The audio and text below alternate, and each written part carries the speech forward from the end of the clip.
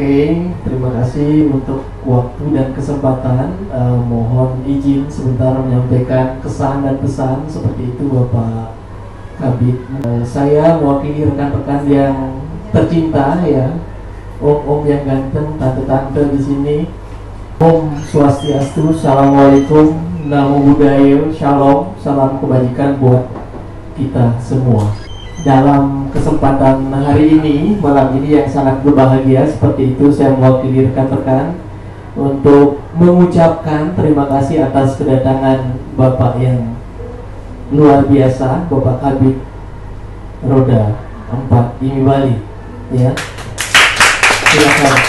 Dalam pertemuan yang prestis ini, ya kita menginginkan motivasi seperti apa yang tadi dirundownkan sama Ibu Citra sendiri dan rekan-rekan. Pak Dewa ya? Baik. Pertama-tama saya merasa sangat terhormat sekali atas kesempatan ini dan undangan dari Bu Citra, teman inspirasi. Terima kasih banyak Bu. Dan hari ini saya diminta untuk berbagi yang namanya sebuah cerita inspirasi mengenai, karena kita di sini adalah satu hobi kita itu apa? Otomotif. Karena hobi kita otomotif, jadi speak yang kita pakai pun juga speak hobi. Pertanyaannya, teman-teman dari White Car Community Indonesia Bali.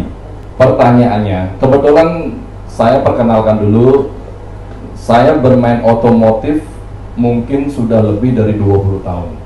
Karena 20 tahun ini saya bolehlah menyimpulkan sedikit apa tujuan kita berkumpul di otomotif. Jadi kita harus menyamakan dulu frekuensinya, apa tujuan kita.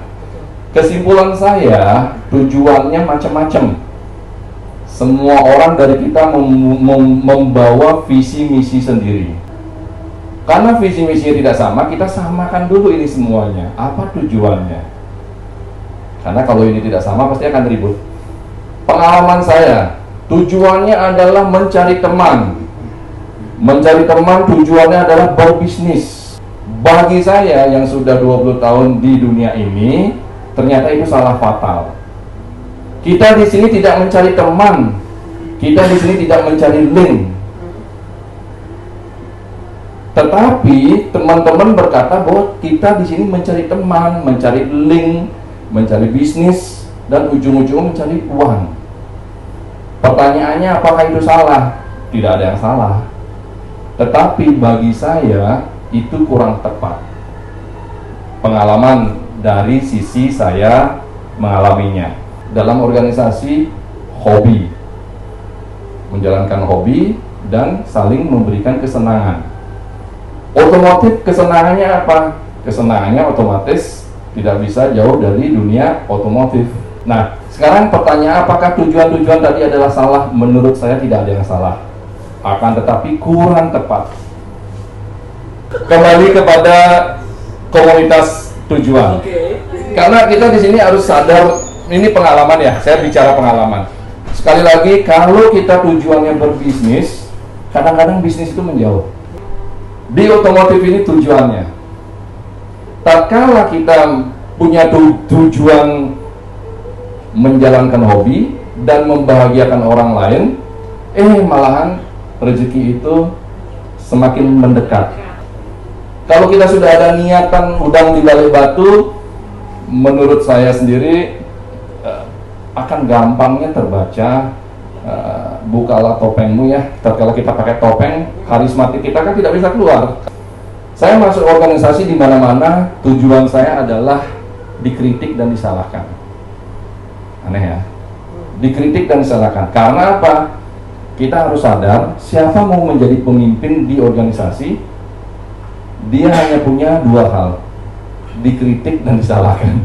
Tetapi tatkala kita masuk ke organisasi sosial, salah satunya adalah organisasi hobi, di mobil atau di motor, atau saya kebetulan presidennya Silver Harley Davidson, dan kebetulan juga pendiri di situ. Ya, apa yang kita lakukan? Kenapa kita mau menjadi pemimpin? Karena kita mau mencari kritik dan kesalahan, biar kita disalah. Kenapa kita harus disalahkan dan dikritik? Pertanyaannya, kenapa kita harus disalahkan dan dikritik?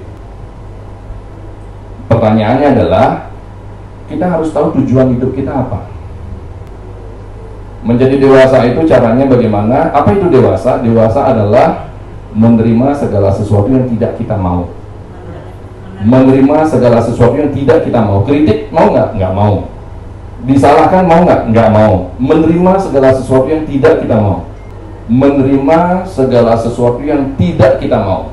Di mana kita bisa menerima segala sesuatu yang tidak kita mau? Di organisasi sosial. Mari kita berbahagia terus. Nah, itu tujuan kita kalau mau masuk organisasi. Menurut saya, kalau kita sudah mau masuk organisasi dan menjadi anggota, ketua ini adalah pelayan kita. Ketua klub adalah pelayan kita, kepala pelayan, sekretaris adalah pelayan kita juga, bendahara adalah pelayan kita juga, apalagi bidang-bidang itu adalah pelayan kita. Itu pelayan semuanya. Bukan bos ya? Bosnya adalah anggota. Sudah menjadi pelayan, ngebosin lagi. Tapi kalau mau maju ke depan yang lebih baik, jadilah pengurus, jadilah pelayan. Nah, kalau menjadi pemimpin sebagai pelayan. Kalau menjadi orang dewasa, jadi pemimpin sosial yang tidak dibayar. Mau menjadi anggota di organisasi otomotif yang nyaman, jadilah anggota dan jangan pernah kita menyalahkan yang melayani kita. Itu dari saya, mudah-mudahan bermanfaat. Bila mana ada yang mau didiskusikan, ya kita diskusikan. Terima kasih Pak Atta. Saya dapat sesuatu, dapat dari Bapak, dapat inspirasi tadi. Mungkin saya dan teman-teman saya agak ketampar gitu ya, ya Bu ya. Termotivasi, bahasanya lebih elegan, termotivasi. Agak ketampar begitu ya. Tatkala kita berkumpul, kita harus sadar, oh ini lele, ini gurami, ini gerapu, ini nila, dan tidak satu frekuensi dengan kita. Kita harus sadar bahwa saya memang tidak satu frekuensi dengan Pak Putu. Pak Putu adalah gurami, saya adalah lele, Pak. Tidak mungkin kita bersatu terus-terusan. Sekali-sekali aja nengok di antar kolam, lele, gurami, ya. Tapi itu tidak apa-apa, kita harus saling menghormati. Tidak boleh lele sama gurami bermusuhan. Kenapa begitu? Karena kita memang beda. Jadi jangan paksakan juga bahwa gurami ini akan besar dengan anggotanya lele. Kurangnya beraktivitas, melakukan suatu kegiatan. Tapi kan tidak salah Pak, sejalan dari awal bisa bertemu sama-sama melakukan suatu bisnis. Saya gosip ke Pak Putu, saya gosip ke Pak Dewo, saya gosip ke Bunda. Akhirnya kacau lah ini organisasi. Tatkala kita untung berdua, apakah kalian ikut dapat kan? Enggak. Tapi tatkala gosip, senang juga menerima. Luar biasa. Ayo Pak, apa lagi Pak? Ya, Benar. Bapak randautkan tadi tentang keikhlasan. Nah, dalam faktor internal dan eksternal, dalam menjalankan aktivitas apapun itu, baik kita dalam organisasi, doing daily activity kita yang di rumah tangga dan lain sebagainya, yang menjadikan kita lebih dewasa dan dewasa lagi. Ya, hal tersebut adalah itu hal biasa harusnya dalam proses berorganisasi dan proses dalam menjalani hal-hal even bisnis pun menjadi kita satu lompatan di atas tersebut. Once jika memang kita dikasih challenge, hasil dari apa yang harus kita tuangkan, mana-mana aja yang harus kita benahi, seperti itu Bapak. Ya mungkin itu saja dari saya yang tidak komitmen dan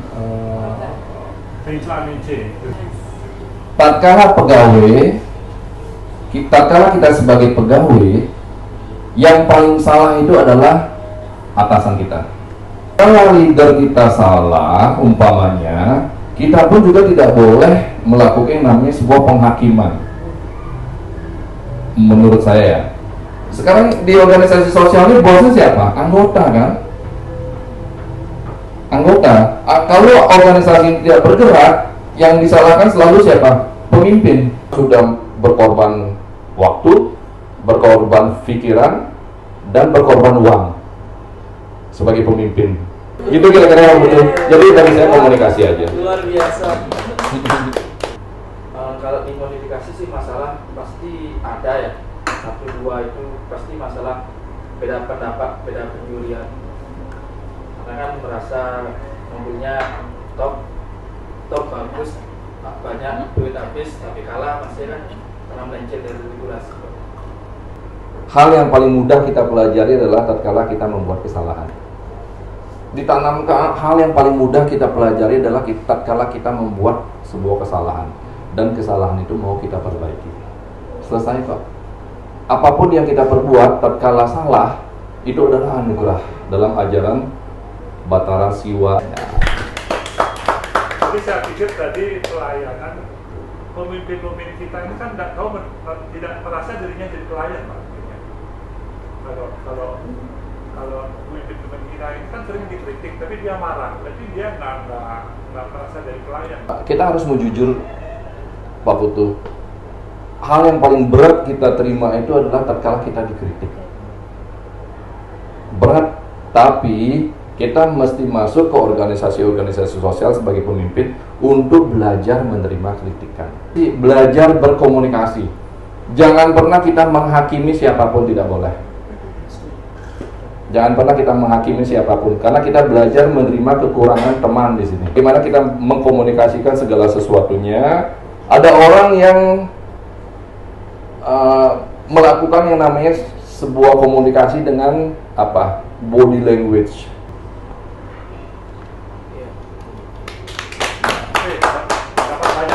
Jadi begini, mungkin dari teman-teman saya tadi sudah ya dari Bapak sendiri tentu sudah bisa menilai lah menjurusnya sebenarnya kemana. Sejatinya memang kami merasa beruntung sekali hari ini Bapak bisa hadir di sini. Sudah terlalu panjang sekali perjalanannya. Kemudian kami juga adalah orang yang masih baru banget berorganisasi. Menurut Bapak sendiri solusi terbaik dari organisasi ini? Atau kita ngeluarin uang banyak lagi 5 juta. Tapi 5 juta itu kan setiap touring kita tidak bayar lagi. Setiap touring kita gratis makan di mana-mana. Karena kita satu frekuensi. Ini klub mau dinyamankan apa mau dibesarkan. Permasalahan apapun yang terjadi tatkala frekuensinya gurami semua, lebih gampang lah kita untuk mengembalikan frekuensi itu. Ya, itulah kira-kira. Kita nyamankan, bukan kita besarkan, nyamankan. Udah ya? Cukup ya? Belum Abdul kalau Bu Citra belum bicara. Ini ada yang mau tanya lagi nggak? Cukup ya, Tim mau ada mau tanya lagi? Sudah dapat banyak. Sudah dapat banyak. Tinggal realisasinya aja nanti. Iya. Mendalam pendewasaan. Saya mewakili teman-teman, merasa beruntung sekali malam ini bisa ketemu dengan Bapak Arta. Mari kita nyamankan, jadi tidak usah diperbesar. Berbesarnya tuh berproses ya. Betul. Berproses, jadi bukan ambisi untuk dibesar. Iya, betul. Jadi mari kita nyamankan dan terima kasih banyak buat Pak Arta dengan tim atas ujangannya hari ini. Terima kasih. White Car Bali. Yeah. Banyak saya bicara, banyak yang salah. Amin, mudah-mudahan ada manfaatnya. Akan tetapi tatkala banyak salahnya, amin mohon dimaklumi. Terima kasih banyak. Salam sehat, berbahagialah. Mohon izin untuk akhir sesi pertemuan ini, Ibu Citra sedikit saya sebagai perantara beliau saja seperti itu. Apapun itu, terima kasih dan tetap jaya. Terima kasih.